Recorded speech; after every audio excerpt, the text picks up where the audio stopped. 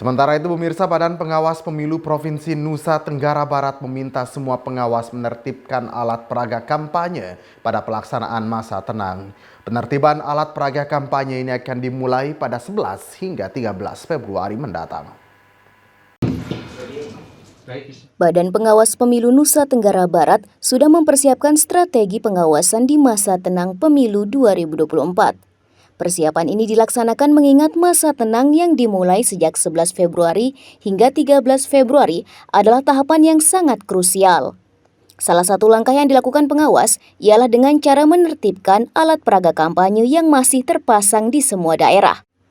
Koordinator Divisi Penanganan Pelanggaran Data dan Informasi pada Bawaslu Provinsi Nusa Tenggara Barat, Umar Ahmad, menyampaikan salah satu langkah pengawas dalam melakukan pengawasan di masa tenang adalah menertibkan alat peraga kampanye yang masih terpasang di semua wilayah, baik di tempat umum maupun APK yang terpasang di pohon.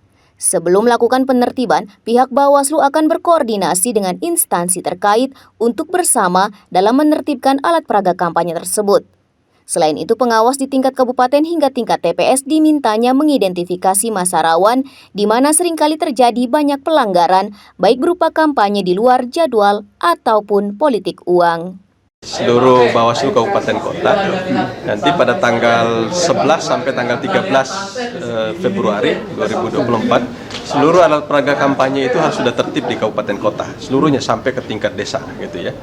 Nah, tentu saja caranya adalah pertama-tama mereka harus berkoordinasi dengan pemerintah daerah, seluruh stakeholder yang ada supaya bersama-sama melakukan penertiban alat peraga kampanye. Isnaini, Alif RG, Selaparang TV melaporkan.